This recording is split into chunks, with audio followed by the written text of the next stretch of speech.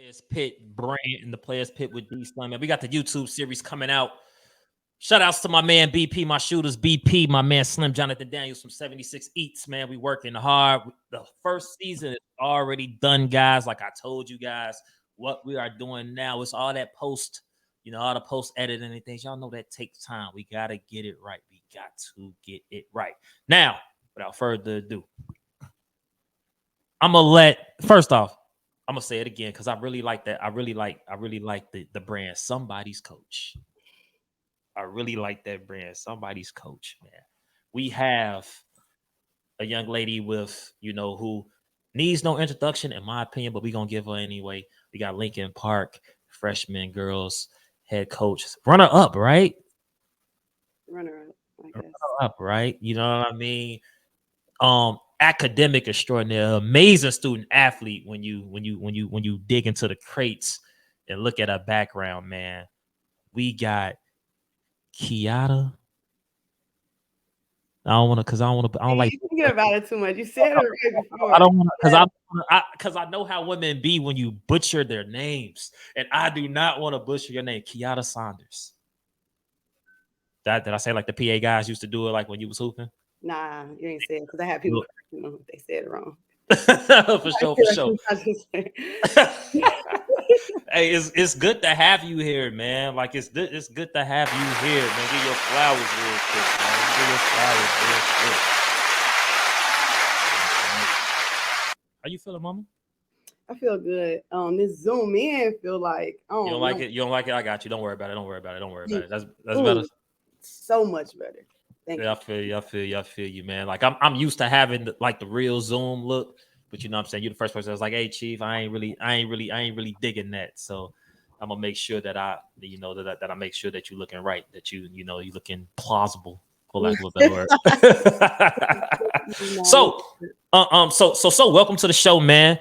I figured it was only right to have you come through, show some love, man, or should I say show you some love. Women's History Month, man. First show of the new year. Not of the new year. First show of the month.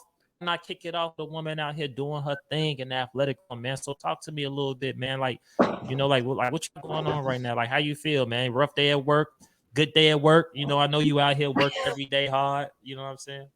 Nah, today was good. Very good. Excited about this. Excited about being on your podcast. Especially excited about being the first woman for it to be Women's History Month. So just want to say thank you.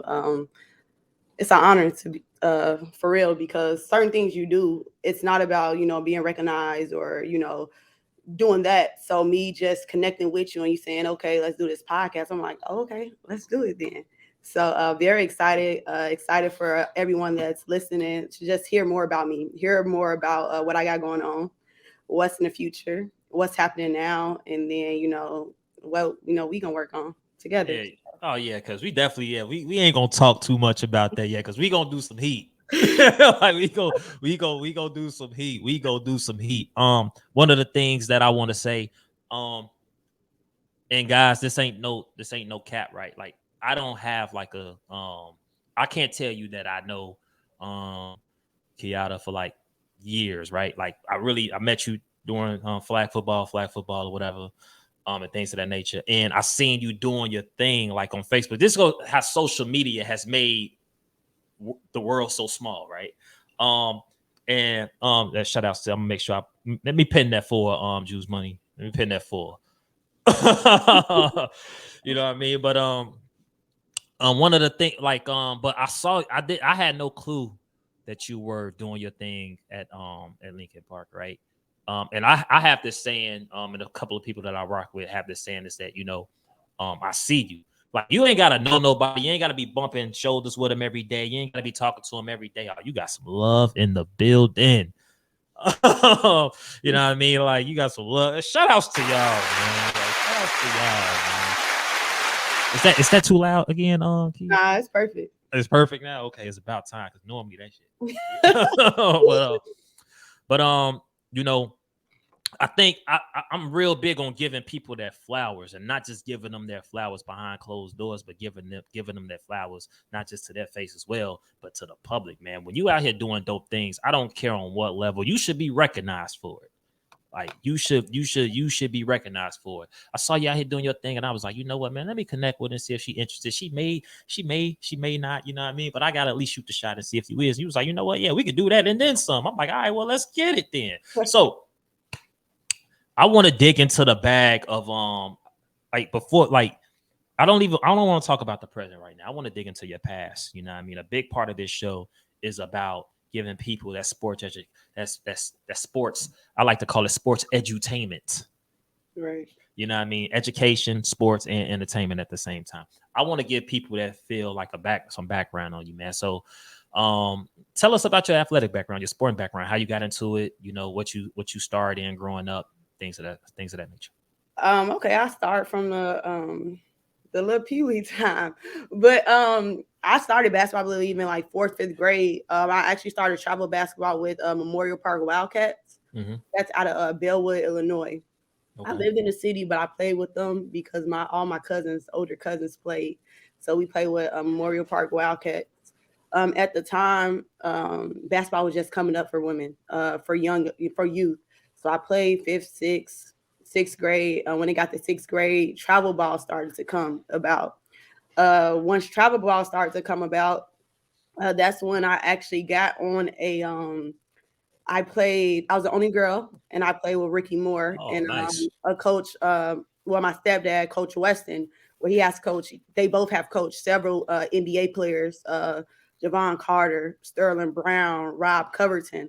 So as I was little, I always was around sports. I was the only girl on AAU with Javon Carter and Sterling Brown, which they pushed me to become better. I wasn't, no punk, so I had to play with the boys. It was games where once I remember one game, I think a guy from the other team tried me, and they all had my back, and I was like, okay. After that, they gave me the ball. They said, ISO, ISO. You know how, I don't know if y'all know Coach Rick, but Coach Rick was, nah, ISO, clear it out, clear it out, clear it out. And that's just where it started. After that, I played AAU for a good program, Illinois Lady Lightning, which then I played in a high school. In high school, I went to Gearing Okay. Prep. It's a private school for 2 years. I wanted to be more competitive. So from there, I transferred to St. Joseph. Once I transferred to St. Joe's, I started to get noticed a little bit more. I got noticed back then, but it was just a different level because I was in a top competitive private conference. And I started to do my thing a little bit. I started to actually become a leader on and off the court. I started to actually show my ability that I could score. Not only that I could score, that I can get my team involved. And I feel like Mm-hmm. that's where a lot of players get confused of nowadays. They just want the ball in their hands, but they don't know when you're the best player on the court. When you're the best player on the court, you can get other people to score around you. Once you can get other people to score around you, then that's when you're able to score even easier. Instead of getting double team, triple team, if you can get this post player to have 10 and 5, 10 points, 5 rebounds, and then this shooting guard to have a good 6 points, and your other guard to have 6 points, there you go right there. Mm-hmm. So that tells a lot. But then I went off to college. Me getting to college, it was kind of scary, to be honest, because I was one of the top players in Illinois, but I had a downfall. I had an injury that it was real bad. I had NPFL reconstructive surgery. So not No. only a torn ACL, a torn meniscus, but I had a torn patella and dislocated kneecap. So I can do this, and my kneecap can go in the back of my leg. So, so yeah, it was like a real Mm. reconstructive surgery. So I had to fight that back, and I would say like I think my mom and everyone that was around me around that time because that was probably a dark time in my life where it's like you love basketball so much, and then it's taken back from you. It's taken away from you. So then you have to find other things. How are you going to adjust? What's something else you can do to actually mean that time that you missed to actually you become loved again. You feel like you're loved again. You feel like that you're missing a piece of your life, but then again, you find something else. So in that time, find another hobby. At that time, I had to find something I was interested in just off the court. Um, and that just led me to actually watching a little, studying a little bit more. Not only can you actually be great at playing a skill, but you can be great at analyzing and watching a skill. And that's how Nice. I became I feel like a great basketball player, a great point Nice. guard. And I went off to college. It was my college career was funny, shaky. Let's talk But about it. uh, um, but coming out of high school, I thank St. Joseph. I thank Marlon London for actually being in the gym with me. I thank Coach Pingator, rest in peace, because he seen something in me that I didn't see in myself. I thank Coach McMahon, and these coaches are the men coaches of St. Joseph basketball. These coaches actually helped me get a full basketball scholarship to Angelo State University. And then I thank Coach Bailey for just pushing me. He shoot out to him and Coach D also, and my teammates. But that was high school. But coming into college was a whole different ball game. Whole different ball game. You might be the best in your state or area, but when you go to college, that's the best in the nation from all different 50 states from overseas. So we had two girls that came from Spain and Ukraine, some over there. But yeah, it got crazy over there. Played my first year, Angelo State University. I want to go to Texas. I love Texas. I love the South. Went there. Think I started the first home game. Started to played in majority of the games. I think I played in out of 28 games, I played in 23. So as a freshman, that was pretty good. Yeah, that's really good. 23 games, And it shows you belong. a good 15-minute plus a game. So it's now a lot of people go to school and they want to go D1 and sit the bench instead of going high D1, sit the bench for 3-4 years instead of going somewhere that actually fit them just because of Right. name. Right. But people don't understand that you make the name. The name don't make you. Transferred a couple of times. Next year I transferred to I have a twin sister. I went to her school, kind of was homesick, stayed in the South, went to Oklahoma Panhandle State. I got coached by an NBA player. His name was Terry, Coach Terry. Man, he played for the Detroit Pistons. Rest in peace to him. He actually died a couple of years ago. Um, he was well known. When I tell you he was strict, he kind of molded me. I tried things as a sophomore at that time because I knew I was probably the best player as a sophomore, but that was that young mindset. But I had to learn. And with me learning, I think I got benched a couple games. First home game, to be honest. And I don't like this story, but I'm gonna keep it real because Yeah, it's yeah. Keep on. first home game. I think some new Jordans came out. Me and my teammate Tati, she was ineligible actually. And I'm like, all right, let's go get these new Jordans. It was the maroon ones. I said, I'll make it back in time.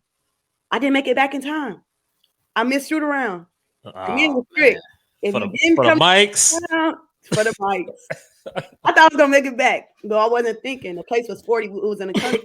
The place was 45 minutes away, so I came back. I missed it. I ran as soon as I ran in. I think they. I don't know if he did it on purpose or not, but they ended shooting around early. Would have made it, but they ended it early. Probably did it on purpose. Man, first home game. Right. What he did to me, I did not play. I didn't play the first. I didn't play the first half. I didn't even start. I was hurt. But I went in the second half. I did my thing, but we lost by 1 point. Mm-hmm. Literally, I think it was a game when I hit the layup. Then I went down, passed it. A player made the basket. It was like 5 seconds left. They got lucky, or somebody got left open, and then we lost by 1. After that, I said, "Oh yeah, something got to change." And after that, I was like, "Okay, it's the reason why he disciplined me. It's a reason why we have to wear the same socks, the same shoes, things that I didn't like. I didn't like wearing the same shoes as my teammate. I didn't like wearing team shoes. I didn't like wearing all black socks. I liked wearing white socks. I felt like black socks, when you take them off and you sweat, your feet was black. Like, nah, I didn't want that. I need to go to the pedicure the next week." Yeah, I was a spoiled little sophomore, to be honest. But I would say that helped structure me. That's where I become disciplined and responsible right now, just from having coaches that actually stayed on you, having coaches that care about you and have structure. And then it led to me having my transfer, because I was like, okay, I love my sister, but sometimes I said I need my own identity. Not saying I didn't have one, but you're my twin. This is your school. Let me go transfer and let me do me. So I transferred to Clayton State University, a top D2 school in the nation. They won a national championship. They won a national championship there. Every year we go to the NCAA. We're always ranked every year in the nation, top 25. I was coached by Coach Coleman and Coach Hall, where it was a fast pace. It was defense. They love defense. I redshirted because I had transferred at this point, so I had to redshirt a year. And coach said, Kietta, I love your hard work. I love everything about you. I like how, offensive minded you are, but to play on this team, you have to play defense. Mm. So with my first year out, I had to play defense. And not only with defense, I had to do conditioning. And I was Don't nobody like to run. man, it's different. Like I don't know what these people, but hey, if you can't run, I don't know if you could be a college athlete. You know the funny thing about before I let you finish cooking. The funny thing about sports and us coming up and wanting to play sports is like we don't recognize that we running all the time anyway. Then when you get to practice and coach tell you to get on that line and run that wind sprint or run them suicides, you like, bruh. You know what I mean? But go ahead though. Go ahead. But it wasn't even, to be honest, it wasn't the sprints because I was good in the inside conditioning. It was the outside conditioning for me. The lady did not play. First practice, she tested you. You got a 5-mile run. You got to finish that. She give you time. You got 60 minutes to finish it. You got to finish before. After that, you for conditioning, we got it was 2 days. We conditioned 5 days out the week. Two times a day. It was Tuesday and Thursday. We had conditioning. Then Monday, Wednesday, we had individuals. Friday was a team practice for just an hour. But Tuesday, Wednesday, it went for like this. First week, you run a mile. You got to make it under 7 minutes. Second week, you run a mile and a half. You got 11 minutes. Third week, you run 2 miles. You make it under 15 minutes. Next week, you're making 2.5. You got to make it under 21 minutes. Then you got 3 miles. After that, you got to run a 1.5 again in less than 11 minutes. You got 2 times to make it. If you don't make it, you don't get your practice jersey. And when I tell y'all, I did not get my practice jersey. Did not get my practice jersey. It wasn't from the inside. It was from the outside. So at that point, I was like, all right, I can't be a captain and don't have my practice jersey. I can't. 100%. I said, I gotta do something. We had a little deal. I said, coach, that outside, I don't know if it's my knee. I ain't trying to have no excuses, but can I get on a treadmill and run? I can do this now on a treadmill. Easy. I don't know why I can't do it around this lake. It's different. We going through the woods. We going on rock. We going up hills. But I don't know why, coach. But can I just go on a treadmill, please? I'm trying to have my practice jersey before March Madness. I ain't trying to look like the only person that don't. Come on. So, we worked out a deal. I ended up getting it probably the week of or the next 2 weeks after. So, that was good. But at that point, that was it. That was from running to everything else. What I like about digging into people's history and their backgrounds, and it doesn't matter what it is, right? Sports, education, and we're gonna get into some education in a little bit because that's where you're shining. But sports, education, career based, you get to hear about the ups, the downs, the trials, the tribulations. You know what I mean? Getting it from the mud, so to speak. And I feel like that's always a learning point and a tipping point for our youth that we're going to also get into by you coaching young ladies. I feel like we all learn from the past, right? I feel like everything that, from that story that you told and everything in that nature, everything that you learned helped mold you to the person that you are today. Whether it was an athlete, whether it was becoming a mentor, whether it was becoming a student, or even now with you being a coach, all those past experiences molded you today, and you need flowers for that. You deserve flowers for that, because a lot of people, and especially in sports, we come across a lot of individuals.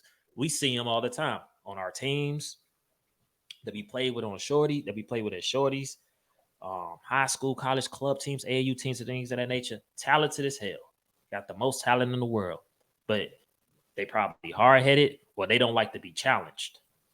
You know what I mean? Like they quit at the first sign of adversity. The first time they can't run that mile and you can't get your practice jersey, they gone. I ain't coming back. You know what I mean? But you was trying to find a way regardless. Like, hey, look, bro. Like, whether I run this mile on along this lake or I get on this treadmill, I need my jersey. You see what I'm saying? And I like that because, where there's a will, there's a way, man. It's making a way. Like, sports teaches us so much about ourselves. It teaches us so much. It's teaching us so many character skills, so much development within ourselves. It's bigger than us just being athletes at that point. Some of my biggest mentors, some of my best mentors were my coaches. I learned a lot of life lessons through sports, probably more than I did in school. You know what I mean? So I want to applaud you for not quitting and not giving up, all because shit got a little tough. Right. You know what I mean? Because we know, like we know, and you know, let's keep it a bug. You being a coach, you know, they quit when things get tough. Oh yeah, they do. Whine too, cry too. You feel me? So what I want to talk to you about, what I want to get in the bag in. So you being ex college athlete, ex high school athlete, like what's like your favorite moment as an athlete? You know, like you ever played in like on the big stage in front of, you know, couple thousand, hit a game winner or something like that. I don't know. You know what I mean? Like, you know, you ever Yeah, did something like that? I definitely my biggest stage was when we played my sophomore year. I played Colorado State Okay. University, and I believe they were undefeated that year. We went into that game; they was 16-0. They Oh, was that's the 16. Rams, right? Oh, The Rams, right? the Colorado State Rams. Rams. Yep, it Yeah. was between what year? It was a 2015-2016 season, I believe, to be exact. And I ain't gonna lie. I think my whole team was scared. And I was mad at my coach. Man, if he was, I was so mad at him because that game, I felt like I could have showed them girls something. Even though like their part was all 6'4" or higher. The point guard was 6'4", and she had to guard me because I was a point guard. But I'm Yeah. not small. I'm a good 5'8", but I'm long. But she was a good, yeah, 6'3", 6'3", 6'4". But it was cool. I'm not mad. But I think that was the first game I probably played less than 34 minutes. Hmm. I played 15 minutes. I'm like, coach, why? Like, why? Like, I want to play. Like, I don't care how good they is, I want to play. But I think I had it was 2 games. It was like 2 big plays that I hit. I hit a side step and then I hit a step back on one girl. When I tell you all net, their fans even went crazy. And after that, I was like, okay, like it was like, dang, you really can play like you can play on a big time. You can play in front of this huge crowd. You can do all that. But then also it comes with confidence.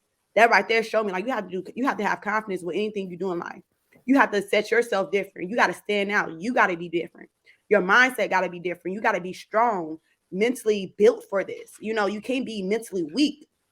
And then since that game, like it was a whole different beast that came out of me. I knew I was good. But then at that point, I said, team, let's go. Like it was like, let's go. We need to do better. Like I'm not one to cuss out my team, but I'm one that will get on my team. Like they know when I'm serious, they know when I'm playing around. So at that point, it was a whole different athlete that came out, a whole different person. Since at 2015, 2014, that's when I actually started to become a leader. The leader that everyone else seen in me, that I didn't really see in myself or those coaches. It was like, dang, like if I want to actually be good or be great in life in anything I do, this is how I'm gonna have to move for the rest of my life. Absolutely. Absolutely. Um, I want to stay in school, right? Because like I said, I think the biggest thing that I saw from, you know, from the research that I did and then all the information and material that you gave me was how you shined academically. Like every time I was reading like the credentials, it was all academic this, all academic that, honors, honors, honors. You know what I mean? So I want you to talk about the importance of being a student athlete, right? Because we have, I know, and especially I know when I was in school, like when we were playing ball and things of that nature, like I'm gonna be honest with you, we wouldn't think we was athlete. We ain't care about student athlete. We was only thinking about athlete. Um, how important is that? I think athletes sometimes, or young athletes, when they're getting into their athletic career, their academics take a back seat for a variety of reasons. It could be because they feel like they're entitled to that old something because they're an athlete and they're playing on these teams, or it could be because, you know, whatever. I want you to talk about the importance of being a student athlete because that's something that you got in spades. Talk about that for I would say honestly, the importance of me being a student athlete is I want to set myself different from everyone else, especially the people that was the color of my skin. If you me. get what I'm saying. Yeah, absolutely. I was from the west side of Chicago, L Town. So being from North Avenue and Leamington, North Avenue and Laramie, it was always where people thought that we weren't smart, or people thought that we didn't have, good grades, or people thought something else, a different persona. So me going into school, I want to set that different. I want to set that straight. Not only am I, it say Chicago, Illinois on my bio, but this Chicago, Illinois young woman is very smart. is very educated, is someone that's going to be something in life. And the real is because when you go to college, your coach is not playing about study hall. So coach was like, if you get a 3.0 or higher, you ain't got to be in study hall. I would say 2 hours a day and do good grades, do good, get good grades, or do whatever to not be in study hall. At the end of the day, that's 10 hours a day that I'm wasting. I ain't got to be in study hall if I just have a 3.0 or higher. Mm-hmm. So to be honest, my teachers be like, dang, Kietta, you ain't never in study hall. That's because I don't have to be. That's because I'm doing what I need to do. Talk. Talk. Keep going. So if I can save 10 hours a day and go in the gym or to put up some shots or just chill while I'm in college, have fun, why not? Why not be both? And at the end of the day, people don't understand a scholarship isn't a promise. It isn't, you can sign semester scholarships or you can sign yearly scholarships. I was grateful that I transferred 3 times out of my college career. Graduated on time, graduated with a master's. Did 4 years, graduated on time. Did 1 year, did my master's. It was paid for. It was paid for because I had good grades. And the last year of college, I took a step back role on the court because I told my coach I wanted to focus more on school. I wanted to focus more on my master's. And she respected that. And by the end of the day, she knew I was bringing to the program and what I had brought to the program previously. So I was grateful that she paid for that master's for me. I still did everything else, but I knew at the end of the day, I was going to get this master's for this 1 year because she's paying for this 1 year. I was going to do whatever it took to get this master's. And also, I knew I still had basketball to actually fall back on if I needed it to. How does one get to that point where you get to the point to where you're at this point in your academic or in your student athletic journey, and you say, you know what, coach, well, I love the game, I love to play, I really, really want to lock in and focus on my sports. Like how did you, especially with your love and your passion for athletics, your love and your passion for sports, being a captain, being a leader, just getting into that leadership role of not just being a great player, but just being a great leader on and off the court. How do you say, you know what, that's all fine and dandy, but my eyes really need to be on these books? How do you get to that point? Was it like some point in your life that made you realize that it could have been a spot?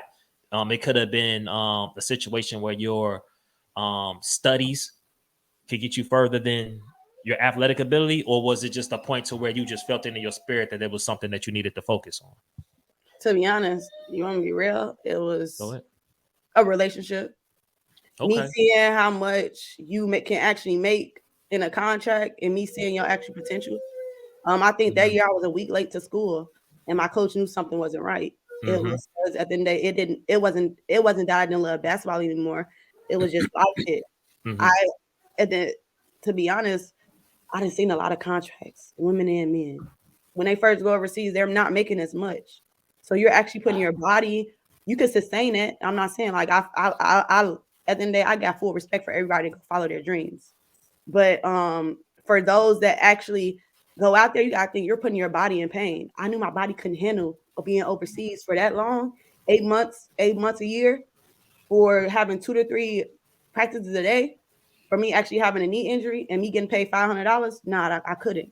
I could see myself actually being an entrepreneur and making 6 figures a year, 6 to 7 figures a year, or making 50,000+ a year with my first year out of school and doing great in that and actually be doing something I love. If that's coaching, if that was being in logistics in the career, if that was being in finance, something I went to school for, if that was mentoring a youth, if that was me in my non-for-profit. So that year she said, I think it was like, she was like, yeah, something not right. Something don't feel right. And I said, yeah. She said, do you want to be here? I said, yeah, I do want to be here, coach. I said, but I think I'm growing as a person. I'm hitting my adulthood. Like, I'm happy I'm here. I'm grateful that you paid for my school. But this master's, it's not a lot of people that have masters. And now it's education. With you having a master's, that's not anything. Now you need a doctorate. So now you really need to put yourself out there to actually network. Your network is your net worth. People don't understand that. So it's not about just playing basketball for the rest of your life. Because as you see, those people that was in Ukraine that played basketball, guess what happened? They got to come to the States now, or they're trying to actually sacrifice something to get back to the United States. Mm-hmm. You're always sacrificing something, and I don't think I was no longer willing to. I think I sacrificed a lot for basketball. Sacrifice time for my family, sacrifice time for my friends, sacrifice time for like a lot of stuff. Miss birthdays, miss holidays. So I was like, okay, let me have control of it again. I don't want to have basketball have control of it. I think basketball was paid for and where I'm at, but it's just time for me actually to have my own destiny and to make that. I think that's one of the realest things ever because, and when I mean by real, I don't mean by real by you, you know, are like having that mentality to say like, or just having that discipline, or just having the fortitude to say, you know what, like I want to go another route. I mean that by it's hard for people to get to a point in life and say, okay, I did all this sacrifice for this said thing, and I sacrificed friends, like you said. I sacrificed family. I sacrificed relationships. I sacrificed XYZ. You know, I want to take back control of that. And I want to find something in my life that's going to bring me long term happiness. It doesn't mean goodbye basketball. It doesn't mean I never play again. It doesn't mean I never play sports again. It doesn't mean I won't be surrounded by the sport again that I love. What I'm saying is that I'm going to now take back control of my life, my destiny, and do other things that I've had aspirations to do, other things that I'm focused on, and things of that nature. That's big of you, man, because a lot of people can't do that. I have problems doing that with things that I do in my life, where it's like, okay, I done sacrificed so much. And because you feel like you done sacrificed so much, you feel like you owe it to yourself to keep going. Yeah. Right. When in reality, you should probably take a step back and be like, you know what? It doesn't mean goodbye to this, but I'm gonna take back control of my life in other areas. That's dope. That's a dope tidbit that you said, because a lot of people don't understand that. A lot of people don't understand that at all. And I think this kind of goes into the next thing I want to talk to you about. We talked about you being a student athlete. We talked about your playing career, things of that nature. Now, all these experiences that you have has brought you now to being a freshman head coach. Now, if we skip something before we got to you being a head coach, this is the time. You know what I mean? Like, because everybody got paths, right? Everybody got roads, right? Something possibly could have happened in between your college career, your education, and then now where you at now. Is there anything in between that you want to share, or am I right? Am I Yeah, right? I guess I can share with me finishing school, well, me being in college and me doing my master's, that led me to having a lot more time. So with that led me to having a lot more time, I started to do more. But having my master's, it was, you got probably 3 classes a week, but for 3 hours. So I actually started to work in the athletic department. So at that point, I started to do operations. I started to be around big things, big people. I met his name is Coach Lamar. He actually coached for the. He's a coach. He coached, but he still is a part of Atlanta Hawks. And then Coach Latron, he has coached now. He's previously coached at Georgia State. They were part of the athletic department, and I worked underneath. Well, I worked with them. We hosted ABA events, so I was around Okay. ABA events. I did a lot of operations and events. With them, I was grateful with Coach Lamar. He helped me with I don't know if he want to get it to me or what, but I started volunteering at camps, EBA camps. I was Okay. getting myself out there, just doing something for fun, like, hey, you free? We got this Hawks camp. Show up. We got something. The NBA cares for youth. I started to do that more, and I was like, okay. I always love to be around kids. And on the weekends, I was like, okay, let me go do this. Let me go volunteer. Let me go to AAU tournaments. Let me go just watch the game. It was funny because when I was in college, my coach was like, Coach Como, always be like, you always think you somebody coach. That was her favorite saying. Somebody coach. Like, The so irony, right? I'm what? She's like, you're gonna be a great coach. And my coach, I would be like, you will really be a great coach. If like once you decide if you really want to do it. And a lot of people was telling me that. And I'm like, dang, I always been a coach. Coach on the court. a coach off the court. He's a point If it guard. was, yeah, if it was coaching somebody in training, if it was coaching somebody in investments, if it was someone coaching a friend, I have always been a coach. So when somebody coach came apart, and thankful my friend Jess, she actually has a line, somebody mama, Shout out somebody. to Jess. Yeah, Jess, you got somebody like for real, like that's my girl. Shout out to Yeah, Jess. somebody mama, somebody daddy. And I'm like, dang, Jess. I said, can I get somebody coach? She said, Key. You know what? That'd be good. And since then, I think I just been branding it this whole season. Half of the season, games I wear a shirt, or if it's on the weekend game, I wear a little nutty, something like that. And we got some big plans for it, for real. But to answer your question, that's where I did a couple, volunteering here and there in college, NBA camps, did some training, did some big time events. And that's how I got more into basketball and more like, okay, I can network with people. And this can maybe be something I do in the future. Not sure. Just go with the flow of things. And that's what I was doing, going with the flow of things. And that flow took you to Lincoln Park. Talk to me Yeah, about that. it definitely. How did that happen? How does one become the head coach for Lincoln Park? And then in just 1 year, in their first year, they make it to a city championship. How does that work? To be honest, it was Coach Colin invited me to a practice. Shout out to Reggie. I went to a practice, and at that time, I didn't know him. I knew of him. I think I seen him. I didn't know of him. My sister kind of was like, "Oh, he plays for Grimy." I'm like, "Oh, okay. Well, he invited me to this practice for basketball. I don't know if he seen me playing on the court. That one day I had everybody playing on the court. We just played that basketball. Oh yeah, it was funny. But I end up going to the practice. When I tell you it was 50 girls that showed up out of freshmen, it was 50 girls out of freshmen. We kept 16 players. But within that practice, I wasn't a part of the team. I wasn't part of anything. But it was like at that point, boom, like coach mode came in. I started just teaching the girls, okay, this is what you need to do. You need to bend your legs. This is how you do a crossover correctly. This is how you do a jump stop. As far as that nature. And it was more, the girls just started to fall in love with me. At that point, the head coach, Coach Lozano, he's the AD there. He's the head coach for varsity. He kind of introduced me as a coach. He said, "This is Coach Key. We're not sure if she's gonna come on with us this year, but putting that pressure on you real quick." Yeah. So I'm like, can I handle this with the schedule that I have? Can I do this? Because I wasn't looking to coach, to be honest. It was just something I guess God had a plan for me, and it was something I did. Now, don't get me wrong. I know there's some players on here. I'm sorry, but when I seen this, I'm gonna tell you, when I seen this child, I was like, whoa. That's not how the game is played. Oh my goodness. I said, nah, we need a rebound clip. Because you see rebound with Martin Lawrence. Yeah. That's what it was. But yeah, them freshmen. Man. It's tough. It was tough. Then they brought one freshman up. Go ahead.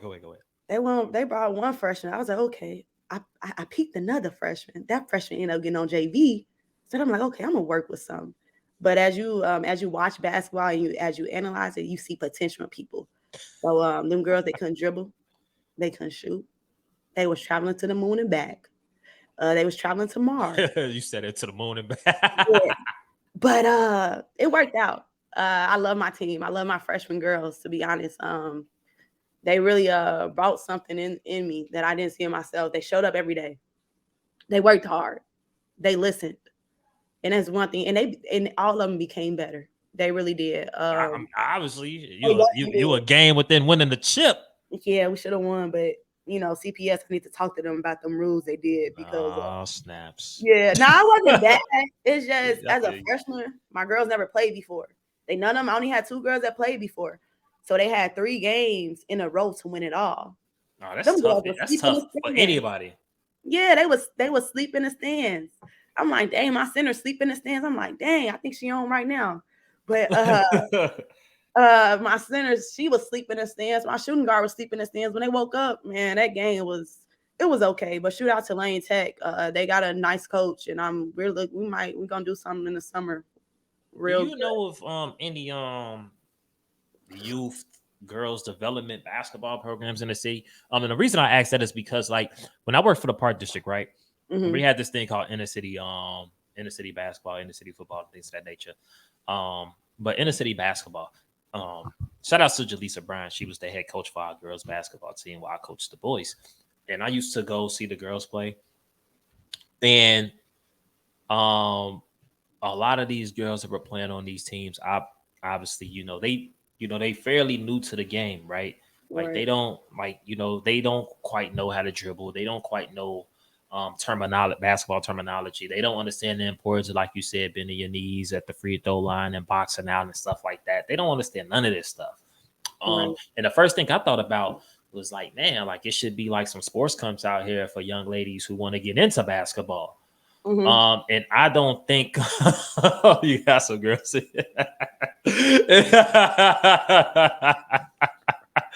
I don't think that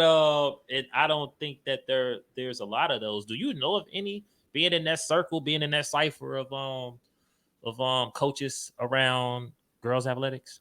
Yeah, I know a couple, but they are very already strong. There's not many that want to work on development, and that's why I want to come in to change it. Shoot out to McIrvin Fire, Lady Fire. Shoot out to Mean Street. But I think it's time where those programs are taking the best talent and forgetting about the younger talent. And that's where the gap is now. When you watch development, it's development. I actually went to a game. I went to a varsity game recently. And I'm more like, okay, yeah, you got a great player, but what about your team? You got post players that can actually go D1, but you got them sitting around a point guard, one player. Why can't they catch the ball? Why can't they do a basic right hand, left hand layup? These girls 6'3", 6'4", and you in a game to go downstate. You lost the game because you thought the game was revolved around one player when it actually takes 5 people to win a basketball game. And that's why I see a lot of, and not knocking no coach, but a lot of coaches that why they come up short in playoffs, because they're always putting their game around one player instead of around the team. And my girls can tell you, they're on here right now. Some of them on here right now. I had a good player, but I didn't have a best player on my team. Everyone was treated the same. I yell at you, I'm gonna yell at her. No one's gonna be different. I'm gonna bench you, and I will bench her. If you don't show up to practice, you're not gonna start. It was simple as that. I had one conversation with one girl. She didn't show up.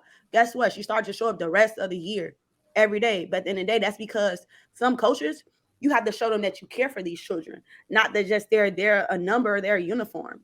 Once I showed that to my girls, they started to trust me a little bit more. They started to knock back on the little attitude that they used to have, the little sassy stuff. Because when you're a coach, we can't, like, the little sassy attitude, the little knock your head, the little can't have it. Smack on your lips, or can't have it. We can't do anything about it. But once you start to gain their trust, and their trust comes with them actually knowing that you actually care for them, not that you're not just going out after a title, or you not going after just you trying to be next up, or trying to go up the level or ladder to be a JV coach next, or varsity coach. They're actually going to come, show up, play for you. And once they're starting to play for you and play for their team and play for their school, that's when you become a great basketball program. That's when your basketball program can get downstate. And I feel like that's the difference from these city schools and these suburban schools, to be honest. We talked about development last week not last week, the week before. Because shout out to Mark Zuckerberg, he got me in Facebook jail, so it wasn't no show last week. But we talked about I had my man Fabian Chapman on the show. Shout out to Fabian Chapman. He's the vice president of the Illinois Fierce Sports Development Crew, and he's also the assistant coach for South Suburban. South Suburban is they're 28-0. They're number 1 in the nation now, and they're getting ready for regionals this weekend. They think they got to win 2 or 3 more games for they win a championship. But story short, I talked to him about the development portion for these young athletes and stuff like that. And but we were more so talking about like AAU culture, and in that sense of the conversation, we was more so talking about, you know, men, young men, boys, and stuff of that nature. But for the girls portion, like I agree with you 100%, because I know for a fact that it's, and you know some because you're in that cipher. But I know for a fact that when we was coaching girls, like starting from scratch, it was pulling out hair. It was a headache because they didn't know the first thing about it. You know what I mean? Like, and it's not like football, right? Like you teach a young lady how to play football or whatever. And at the most, should they know some terminology, learn some things? Yeah. But the thing about it is in basketball, like these kids can't dribble, they can't play. You know what I mean? Like if they can't dribble, they can't play. So I want to, and I don't want to stay on it too long because something else I want to talk to you about. But I kind of want to I want you to shed some light on just your learning curve of coaching these young women. Like what methods that you have to use, especially knowing that you're inheriting a group of kids who this is like their first time playing basketball. So you kind of gotta not necessarily mold them, but you gotta reach them in different ways. And I think that the strength that you've already said was just how you were able to empower these young women in different ways. I kind of want you to, you know, to get into that bag. Like, what methods did you use to reach these women? How did you use sports to simply empower them? Period. I see the comments. She just they are hilarious in this chat, man. Nah, I don't know what. Girl, stop here. I'm gonna come watch y'all play. I promise, man. I'm gonna come watch y'all play, man. But go ahead, get it. Go ahead. To be honest, yes, I would say I yelled, but I didn't yell as much. I think I lost my voice yelling more at the refs or kicking off my shoe half court or showing them things that they do. Like, wasn't dumb or wasn't like stupid. Sorry to use that word because I don't like that word. Yeah. But it was really breaking things down. Actually be like, stop. Like, stop. No, this is not. No, this is not what we doing today. Like, come here. Like, come here, Kiera. Now you just gonna sit there and travel like that? Did we not just do 20 minutes of ball handling? You know you can dribble, right? That's role play. I say so dribble. A lot of girls, they didn't have confidence. So my team didn't have confidence. So I had to build confidence in them. If it was hyping them up before a game, hyping them up for every shot, them doing 5 minutes, we're doing real court, we're doing college drills. We're literally doing college drills, but we're doing high school. But then I'm gonna break it down to a high school level, and then I'm gonna put every step into it so then you can understand it by the end of practice. Oh, now, coach, I can't do this. But what you just did? Oh, I just did do it. It was something like that. But I feel like a lot of coaches can't do it because some coaches just think they can just coach. And how are you becoming better? How are you getting yourself better? I think every loss that I had in this season, I'll text my girls. I say, I'm sorry. I probably didn't prepare you. I probably thought I prepared you, but I honestly didn't. I didn't prepare you enough. Mm-hmm. And when you were able to take ownership, that's when you're able to grow.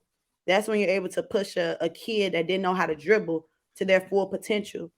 Because I don't think our JV coach, our varsity coach would have known from the beginning of tryouts that the freshman team would be in a championship game at Whitney Young playing in front of, when I tell you the crowd was crazy, it was probably a good 150 plus in the stands where you seen Whitney Young gym. Yeah. The whole side was filled up of parents, of everybody. The game was lit. To be a freshman game is probably one of the best freshman games I have been to in years. And I'm not just saying that because I coached it, but I'm saying that because the stands was crazy. And it had to be a good feeling for them too. It was a great feeling. I had to tell the girls, I said, y'all, we lost, but now y'all see what it feel like. Nah, the girls, they was listening to their parents on the sideline. They weren't listening to me at that point. You know, their parents was telling them, shoot the ball, girl. Man, it's okay. I ain't, shoot out to your parents for the support. But a girls, you going from having 30 people at a game because of COVID to having 150 plus in the state. And you seen when the young gyms, We played the Whitney Young gym was packed. It was packed out. From Lane Tech, which they bring a good crowd, and Lincoln Park, which we bring a solid crowd, a great crowd too. So with me breaking it down, I honestly had to get goggles. I got a picture. Then I think I got a video of them dribbling with goggles. I did a lot of shooting drills. I honestly did a lot of layups. I went back to the basics. If you couldn't make 20 layups in a row, we starting over. I didn't care how long. I didn't care how long we stayed on it, because at the end of the day, I got 6 days out the week to practice, and I'm not. And to be honest, I wasn't even practicing all days. In the beginning, we didn't have any games because yet Lincoln Park, the crazy part, I didn't have a freshman team in 5 years. So us having a freshman team this year, us winning coming up, the runners up of Chicago Public League, it was crazy. We didn't even have uniforms. I had to shoot out to my girl Angel. She had to scrape up some t-shirts. Shout out to Angel. And put some numbers on them. How does that happen? You know what I mean? That, like no uniforms. Man, you just got to find a way for your coach. Yeah, and I know, and this is probably gonna get into a bag. And I'm not, and I'm gonna get smashed. I'm gonna get into it. I just wish that we can take girls and women's athletics as serious as we take boys and men's athletics serious. You know what I mean? Like, you'll be hard pressed to find a boys team or a men's team, playing at that type of level with no jerseys. You feel what I'm saying? Like, I just feel like sometimes we cannot give those goggles were terrible. I just feel like sometimes that hurts, and that goes back to what you would have to do to empower these young women in sports. Right? Like you said, you have to break it back. That you have to start over. And you have to instill confidence. You know what I'm saying? And we could talk about that maybe off air in a whole nother episode about like the importance of just giving women the same love and care that you would men in sports. You feel what I'm saying? We could probably talk about that another time, and we will. But I'm sorry, I was about to get preachy. Yeah, I'm sorry, man. That just kind of bothered me a little bit though, because it's like, man, you got these young women every day working their ass off. You know what I mean? Like working their ass off, getting better day by day. You putting countless hours in with them day by day, watching tape. You know what I mean? Talking to them on the court and off the court, practicing with them on and off the court. You know what I mean? Like, give them the same resources. You feel me? You know what I mean? Like, give me the same resources as a coach to help build my program, my girls' athletics program, as you would, a man. You know what I mean? But that's a whole nother bag. Like for maybe like another show, for like I can talk about that on and on, man. It's a random podcast. Let's just talk. Or Give it up. I'm just saying, because I coached young ladies too. I coached girls flag football before I started coaching women's flag football. Shout out to NTA Park, man. NTA Park, man. We won three straight city championships for girls flag football, man. You know what I'm saying? My girls are now like in college and things. So I got a girl right now, like Colorado, hooping right now, like going crazy. Matter of fact, Angel coached De La Salle too. But long story short, though, get these girls the same resources. You feel me? Like, and we see it now, even now with the WNBA, right? Between the differences with the WNBA and the NBA, and then and stuff like that, man. Like, I just, they need more love. Like, so the athletic world, I don't know who I'm talking to, you know what I mean? But tighten the fuck up. Tighten up, man. Like real spit, man. Like, give these girls the same resources that you would these boys and these men. Give them the same goddamn resources, bro. Because we could be further ahead too in girls and women's athletics if they got the same love, they got the same appreciation, they got the same care, and they got the same resources as the boys and the men. It's really that simple. Right. It's really that simple. Like, it just grinds my gears when I see stuff like that. I'm sorry. Go ahead. I'm getting passionate inside because they're saying it's coming, but it's not coming fast enough. I mean, it's coming. When is it coming? You feel me? Like, and think about it. That's why I got so much respect for Liz and Babe. Like Liz, that's just went to the LA Sparks because Sis went to the Sparks. having that. Like she wasn't. She like, man, okay. Like I didn't play last year, and now since this head coach, and shout out to Becky Hammond. I love her. You know, you came from the NBA. But at the end of the day, if I'm a head coach, if my player, and I know she's the best player, I'm gonna keep her. Guess what? I'm gonna share some of my salary or what you need. You know, how about we get you a better flight?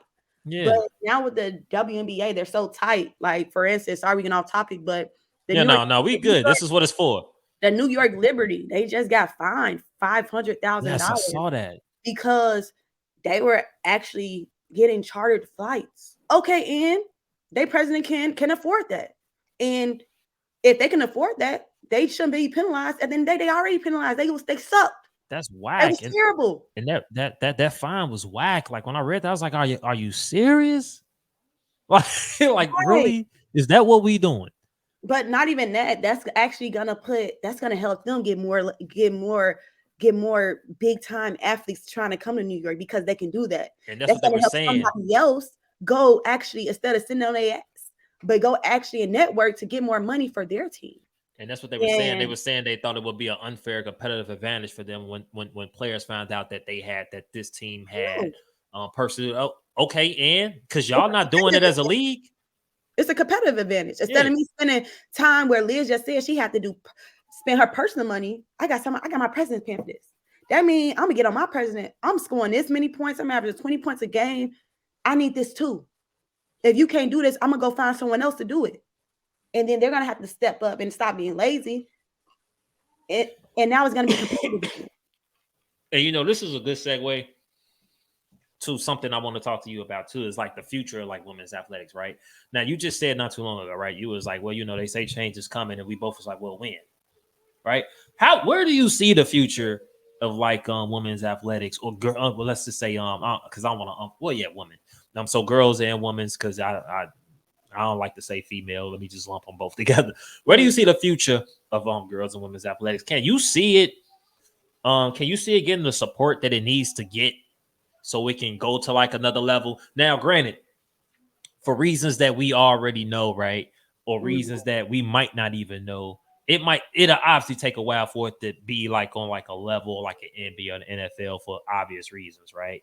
But like, it doesn't mean that it can't take steps to being on said level. I saw somebody in the comments, they said something dope. Matter of fact, there it is. Only difference is dunking. Basketball is basketball. I agree 100%. So where do you see the future, for girls and women's athletics? Dunking is coming. Athleticism is coming. It's high school girls is dunking now. You think that's the difference? Just the athletic? I think, to be honest, us a lot of guys that I know would rather watch women's college basketball than watch the NBA or watch something else. I watched March Madness for the women's last year more than I watched the men's. Exactly. The games, they was real. You see the passion, you see everything. But it's not the dunking. I just feel like it's we got to say something, and not just one person. But when it comes to, like, I would say with the men, they all stand up when it's something wrong. They all do it. With the women in the WA that I've seen, or in general, it'd be like patches. One team would do this, then one team not to do it, and then one group would do it. Or recently, when all those WNBA players that retired, or Natasha Cloud, she didn't play. She's a phenomenal basketball player. Probably one of my favorites. One of them. She plays for the Washington and Mystics. Yes. She didn't play when they were doing the black empowerment and everything. We were going through everything with police brutality. It was only a couple of them that played or that didn't play. Instead of, if this was important for you, you all stand on one. You all do that. If you shut down, guess what? If all Black African Americans would have shut down the WNBA, guess what? They would have had to do they had to go 10 toes down and do something to get you all back. But instead of at least 12 players not playing, and like I think 5 of them retired, what was that going to do for you? I feel like we got to be more united. And I feel like that's where I come in as a change. More, and I told this to our AD that I want to do something big this year, and it's coming. I'm not going to say what's happening, but it will be for women's basketball. But not only women's, I'm going to bring it for for men, young men basketball too, high school, because it's something I feel like should happen, but should be all underneath one roof instead of having we feel like segregated. Yeah, Like segregated. it's something like this, it's something how like this, or like the Nike Elite tournament, or the you know how they just did the Donda Kane, the prep. Why can't the top 2 high school teams in the state play a prep team from California or North Carolina or you know somewhere Ohio? And you know, it's an audience for that. Exactly. Like it's an audience for that. Like, you know, you put good, I'm sorry for cutting you off too. You put good girls and no matter what, AAU, club, high school, college, you put good basketball, good sports, good your dog back there. Good sports, good sports on television. People will watch it. Cash. Cash, come here. You like, nah. You're like, nah. But you know, people will watch it. You feel what I'm saying? Like, regardless, like it's an audience for that. You know, I ain't gonna ask you because I had a question, but you said you don't want to get too deep into that bag. So no. We'll talk. Do it later. No. Because you know, you got secrets going on. Nah, they might catch it on a, you know what I'm saying, the special that we got going on. Yeah, you know, you know what I'm saying. We got something coming. Here. Yeah, we got something coming, guys. We got something coming, guys. You know what I'm saying. Speaking of which, before we move on, everybody who's listening to this on the playback, make sure you subscribe to the Players Pitch Show YouTube channel. Make sure you check us out every single Thursday night.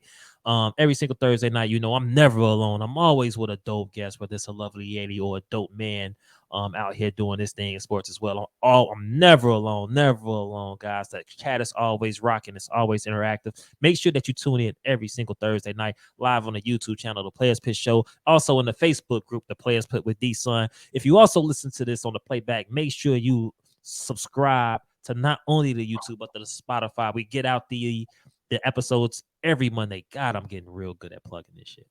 We get the show out every single Monday. And if I don't get it out on Monday, it's out on Tuesdays. But you'll know that if you should subscribe to the Spotify. So stop playing with my numbers. I see y'all numbers. It's climbing though. It be climbing though. I be seeing y'all. I appreciate y'all. I love y'all. Tell your friends. Tell somebody mama. Tell somebody daddy. Tell somebody coach. Tell somebody all that stuff. But yeah, y'all make sure y'all do that as well. Now, before I get you up out of here, before we get up out of here, I do this thing at the end of the show, not just the pit, but something else where I like to ask my fellow athletes or coaches or people in that lane. I like for them to always give me their parting shots and their vote of confidence for said group, because I like to have these things as like a reference point for these young kids, these young athletes, these aspiring athletes, aspiring coaches, or just people looking for motivational, inspirational news in the sporting realm. I like them to be like, hey, I can find this here and I can only get this at the Players Pit. So by this being Women's History Month, by you being a head coach for a young girls basketball team, what would be your vote of confidence for any young lady looking to get into sports? I honestly would say have a voice and let it be known. Set yourself away from and be different. Stand out, because honestly, when you stand out or when you be different or when you keep going on your path, there's always going to be someone watching you. There's always going to be someone that's going to care. And just putting in work, even when you feel like the work isn't being noticed or isn't being showcased or isn't being shown, because at the end of the day, someone is noticing it. You're noticing it.